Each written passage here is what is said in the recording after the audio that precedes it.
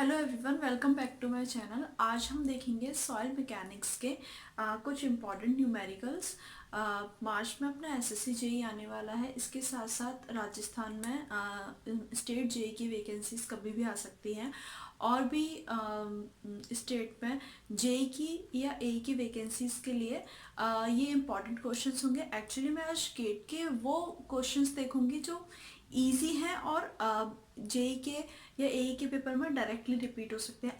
आजकल क्या होता है कि थोड़ा सा पैटर्न चेंज हो गया। आजकल गुप्ता एंड गुप्ता और ये सबसे क्वेश्चन आने के बजाय एग्जामिनर क्या करता है, थोड़ा सा लेवल बढ़ाने के लिए जो ईएससी के और गेट के क्वेश्चंस हैं, जो इजी वाले जिनको देखते ही अपन टिक कर सकते हैं या जिनमें थोड़ी सी कैलकुलेशन होती है, वो वाले questions as it is repeat करके दे देता है जेई के और अदर एग्जाम्स में। तो गेट के कुछ क्वेश्चंस देखेंगे जो मुझे इम्पॉर्टेंट लगे और जो इजी भी हैं। और सॉइल मैकेनिक्स एक ऐसा सब्जेक्ट है जिसको आपने अगर थोड़ा सा भी ठीक से पढ़ा है तो आप इजीली उसका क्वेश्चन कर सकते हैं, क्योंकि कुछ ऐसा बहुत टफ क्वेश्चन उससे बनता नहीं है, कुछ ऐसा कंसेप्चुअल नहीं बनता, जो है वेरी बहुत सिंपल है, कुछ ऐसा नहीं है। तो स्टार्ट करते हैं।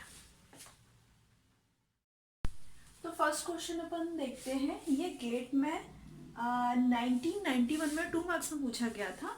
इसमें क्या है, एक सैचुरेटेड सैंड सैंपल दिया है। सैचुरेटेड सैंड सैंपल का क्या मतलब है कि एस इसका 1 है या फिर 100%। ठीक है, पहली चीज तो ये हो गई। दूसरा उसने बोला है dry unit weight of soil sample, यानी कि मेरा गामा डी उसने दे दिया।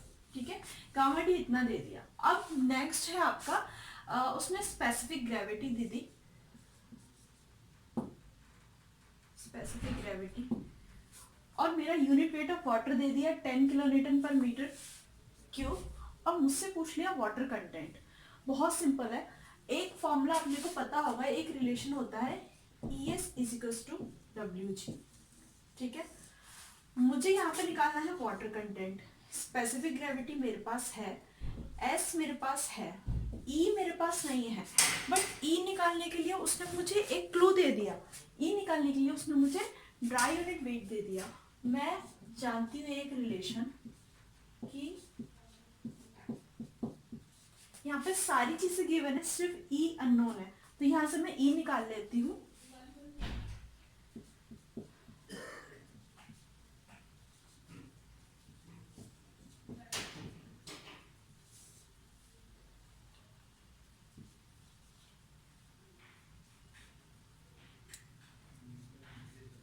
यहाँ से मैं मेरा E कैलकुलेट, और E मेरा निकल के आया 0.472। ठीक है, अब मेरे पास सारे डाटा है, मैं इस फॉर्मूले में पुट करके W निकाल सकती हूँ। तो मेरा W हो जाएगा 0.472 इंटू 1/2.65। तो यहाँ से मेरा वाटर कंटेंट आ गया 0.1788 या फिर 17.88%। ठीक है, अब नेक्स्ट मेरा क्वेश्चन है जो कि पूछा गया था गेट में 1995 में 1 मार्क्स के अंदर, कि consistency of saturated cohesive soil is affected by, और ये 4 ऑप्शन थे: water content, particle size distribution, density index and coefficient of permeability. अब सबसे पहले ये देख लेते हैं कि कंसिस्टेंसी होता क्या है। कंसिस्टेंसी होता है easy to work with, consistency होता है ईज टू वर्क विथ। इसका क्या मतलब है, इसका मतलब ये है कि चाहे मेरी सॉइल हो, सीमेंट हो या कोई भी चीज़ हो, उसको मैं कितनी इजीली मोल्ड कर सकती हूँ, उसके साथ काम करना कितना आसान है, कितनी इजीली वो किसी दूसरी शेप में मोल्ड हो सकती है, उसके मैं मोल्ड बना सकती हूँ, उसको रिमोल्ड कर सकती हूँ, उसे कोई भी शेप दे सकती हूँ, कितनी आसानी से दे सकती हूँ, वो चीज़ मेरा बताता है मेरा कंसिस्टेंसी। अब इसमें ऑप्शंस दे रखे थे ये। ठीक है, अब पार्टिकल साइज डिस्ट्रीब्यूशन तो होगा नहीं ऑब्वियसली। डेंसिटी इंडेक्स क्या बताता है, डेंसनेस बताता है आपकी सॉइल की, कि वो लूजेस्ट से और कॉम्पैक्ट मोस्ट डेंसेस्ट में कौन से कहाँ पे एग्जिस्ट करती है, ये बताता है। कोफिशिएंट ऑफ परमेबिलिटी बताता है रेट ऑफ फ्लो, किस रेट से वाटर फ्लो कर सकता है मेरी सॉइल में। तो इसका आंसर क्या होगा, वाटर कंटेंट। वाटर कंटेंट पे डिपेंड करेगा कि मेरी जो कंसिस्टेंसी है वो सॉइल की कितनी ज़्यादा है। जितना ज़्यादा वाटर कंटेंट होगा उतना ज़्यादा कंसिस्टेंसी होगी। बट ये मतलब लास्ट तक ऐसा ट्रूथ नहीं है कि मैं वाटर कंटेंट बढ़ाती जाऊँ मेरी कंसिस्टेंसी बढ़ती जाए। ये एक लिमिट तक होता है, बट ये मेजरली डिपेंड करता है वाटर कंटेंट पे। अब नेक्स्ट है UCS unconfined compressive strength of stiff clay lies in the range of, वहाँ पे ऑप्शंस थे, जैसे ऑप्शन थे इसमें आपके लेस देन 50 किलोन्यूटन पर metre square, 50 to 100, 100 to 200, above 200।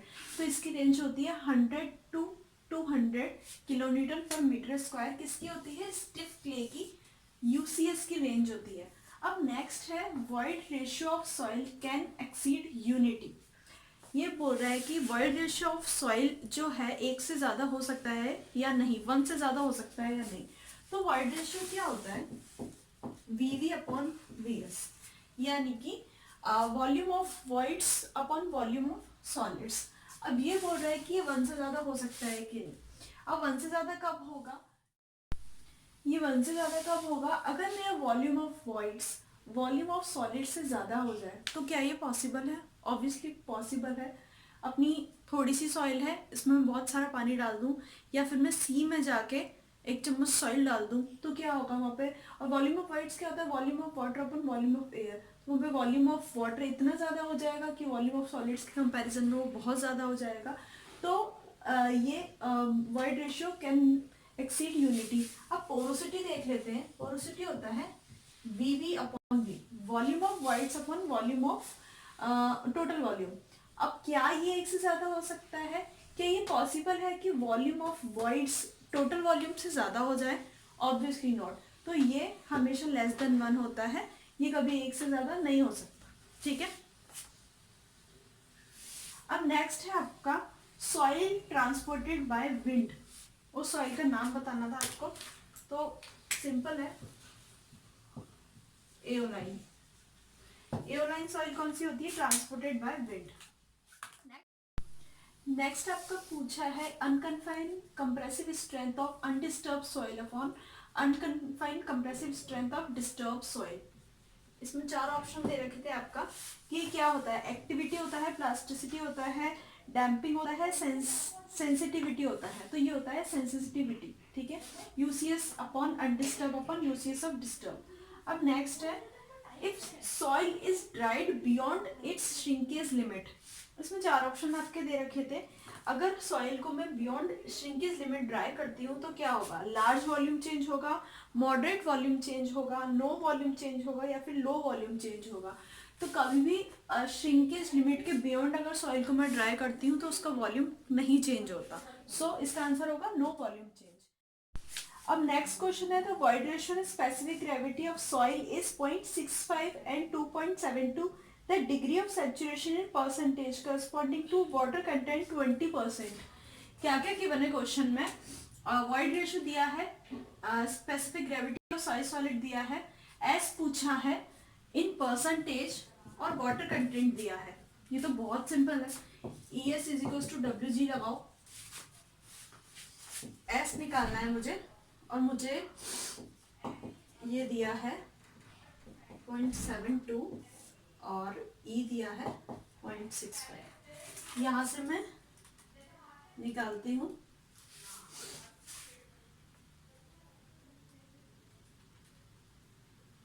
ये आता है मेरा, इन परसेंटेज निकालना है ना, तो ये आया मेरा 83.69%।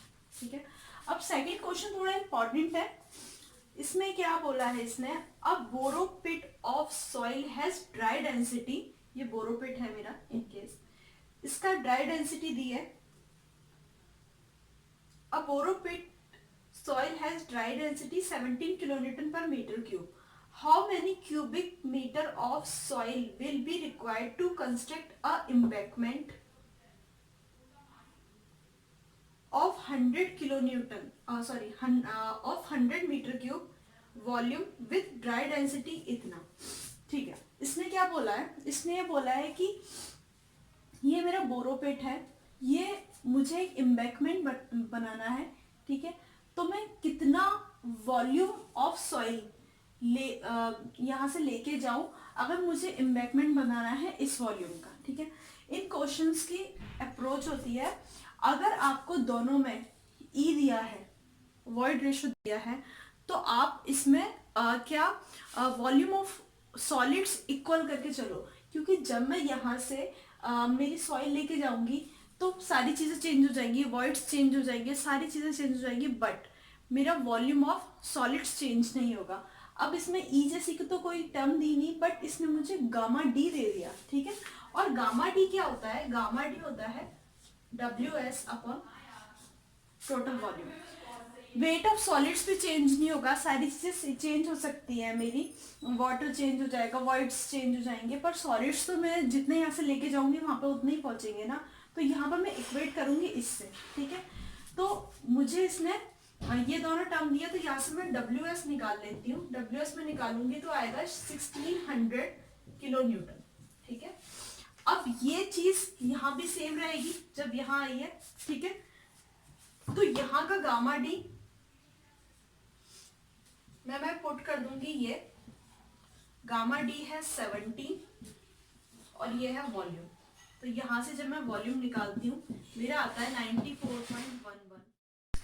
अब नेक्स्ट क्वेश्चन है आपका, बहुत सिंपल है और बहुत बार पूछा जाता है। इसमें क्या दिया है? वॉइड रेशो दिया है आपका एक कंडीशन में जब आपकी सॉइल डेंसेस्ट स्टेट में है, इसका मतलब है अच्छे से कॉम्पैक्टेड है, काफी डेंस स्टेट में है, तो मेरा वॉइड रेशो इतना दिया है, ठीक है। अब एक दिया है लूजेस्ट स्टेट में है, डेंस नहीं है, उसमें दिया है इतना, और ई नेचुरल दिया है, वॉइड रेशो नेचुरल स्टेट में है इतना, और आपकी रिलेटिव डेंसिटी पूछी है। सीधा फॉर्मूला है, रिलेटिव डेंसिटी का फॉर्मूला होता है ई मैक्स माइनस ई natural upon E max minus ई मिनिमम। अब ई मैक्स का मतलब है ई इन लूजेस्ट स्टेट को, कोई भी आपको लूजेस्ट भी बोल सकता है, ई मैक्स भी बोल सकता है, तो कंफ्यूज होने की जरूरत नहीं है। तो इसमें सीधे पुट करेंगे, फॉर्मूला है, सारी चीजें गिवन है, बस आपको आंसर निकालना है।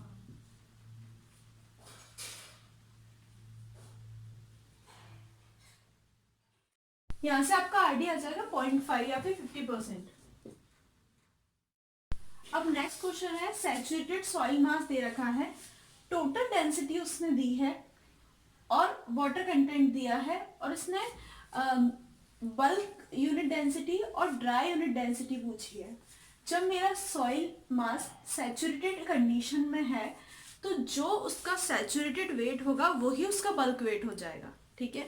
अगर ये नेचुरल स्टेट में होता, बाद में सैचुरेटेड हो जाता, तो इसकी सैचुरेटेड यूनिट वेट और जो मेरा बल्क यूनिट वेट है वो अलग होता, ठीक है। अब इस केस में टोटल डेंसिटी इसने दी है 22, तो गामा बल्क तो हो जाएगा ये सेम। अब गामा ड्राई, तो एक रिलेशन होता है gamma dry is equals to gamma bulk upon 1 plus W यानी वाटर कंटेंट।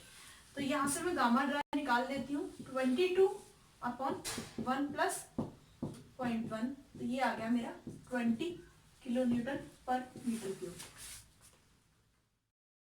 अब नेक्स्ट क्वेश्चन है आपका, ये पूछा है 2007 में 2 मार्क्स में।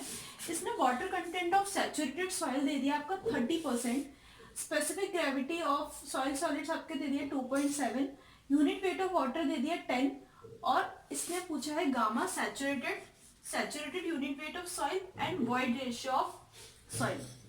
तो क्या है, एक रिलेशन अपने को पता है ES is equal to WG। अब यहाँ पे अपने पास W है, G है, अपन E निकाल लेते अगर अपने पास S होता, बट इसने एक कंडीशन दे दी कि सॉइल इज सैचुरेटेड, और सैचुरेटेड कंडीशन में मेरा E हो जाता है मेरा S हो जाता है 1, तो यहाँ से E सिंपली निकल जाएगा अपना 0.30 इंटू 2.7 और E आ जाएगा 0.81, ठीक है। अब मेरे पास E आ गया। अब गामा सैचुरेटेड और निकालना है अपने को, तो गामा सैचुरेटेड का एक रिलेशन होता है G+1 upon 1 plus E gamma W। सारी चीजें मेरे पास है, सब फॉर्मूले में पुट कर दो, 2.7 0.81 1 प्लस 0.81 इंटू 10। यहाँ से गामा सेट आपका आ गया 19.4 किलो न्यूटन पर। अब नेक्स्ट क्वेश्चन है जो मेरा 2013 में पूछा गया था, 1 मार्क्स में। इसमें क्या है, इसमें आपको नेचुरल कंडीशन में सॉइल के दो डाटा दे रखा है कि मास इतना है, वॉल्यूम इतना है, और ओवन ड्राई करने के बाद में मास इतना है, ठीक है। स्पेसिफिक ग्रेविटी दे रखा है, गामा डब्ल्यू दे रखा है, इसने पूछा है एस, ठीक है। अब मुझे रिलेशन तो पता है E S is equal to W G, but मेरे पास ना तो डब्ल्यू है ना तो ई है, बट मेरे पास ये डाटा है, ठीक है। इसे सबसे पहले मैं क्या करूंगी, गामा डी निकाल लूंगी। गामा डी होता है W S upon total volume, weight of solids oven dry करने के बाद वेट ऑफ सॉलिड्स ही बचेगा, इसको अगर मैं टोटल वॉल्यूम से डिवाइड कर दूं तो मेरा आ जाएगा गामा डी, ठीक है। ऐसे ही मैं गामा टोटल या गामा बल्क भी निकाल सकती हूँ। अगर मैं इसको टोटल वॉल्यूम टोटल वेट को टोटल वॉल्यूम से डिवाइड कर दूं तो मेरा आ गया 1980, ठीक है। अब यहाँ से मैं वाटर कंटेंट निकाल सकती हूँ, क्योंकि मुझे एक रिलेशन पता है कि gamma D is equals to gamma bulk upon 1 plus W, ठीक है। तो डब्ल्यू यहाँ से हो जाएगा 1980 अपॉन 1800 माइनस 1, तो डब्ल्यू मेरा आ जाएगा 1980 माइनस 1800, सॉरी 1980 अपॉन 1800 माइनस 1, ठीक है। तो ये आ गया 0.1, ठीक है। अब ये आ गया मेरा, और मेरे को ई की भी जरूरत है, ई भी मेरे पास नहीं है पर मेरे पास गामा डी है, तो गामा डी से मैं ई कैसे निकाल लूंगी। गामा डी मेरा है 1800, ठीक है। G gamma W upon 1 plus E, यहाँ से मैं ई निकाल लूंगी तो ये आ जाएगा 1800 माइनस 1,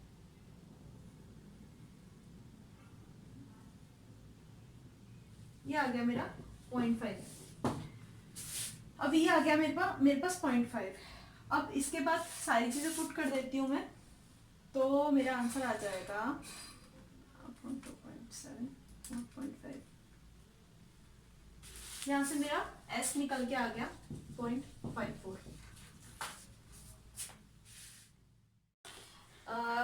2015 में 1 नंबर के अंदर पूछा गया था ये।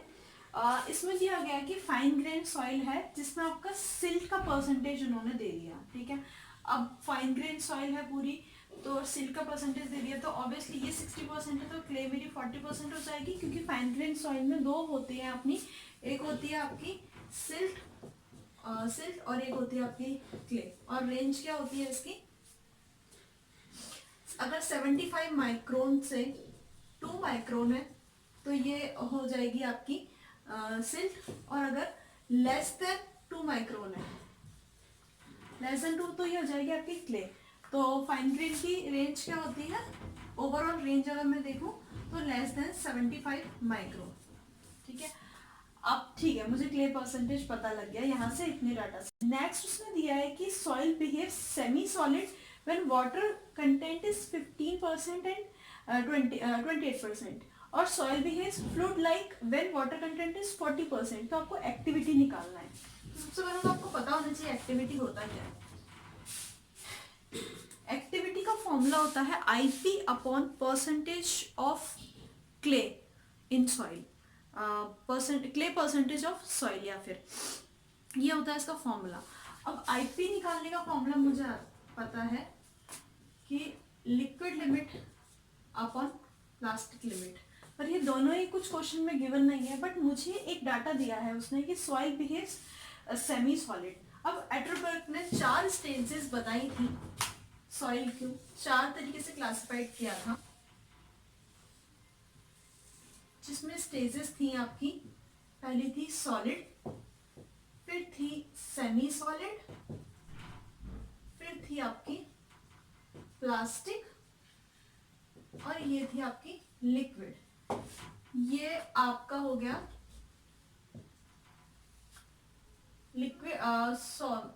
श्रिंकेज लिमिट, ये हो गई आपकी प्लास्टिक लिमिट, और ये हो गई आपकी लिक्विड लिमिट, और यहाँ पे आपका होता था वॉल्यूम।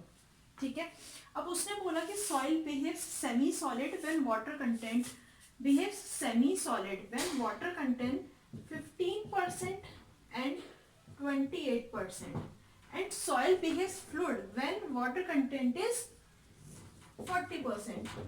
तो इसने मुझे बता दिया कि आपका WP 28% है और WL आपका 40% है। अब मैं इजीली IP निकाल सकती हूँ, क्योंकि IP का फॉर्मूला होता है WL माइनस WP। यहाँ से IP आ गया मेरा 12%। अब मेरे पास सारा डाटा अवेलेबल है, मैं सीधे फॉर्मूले में पुट कर सकती हूँ।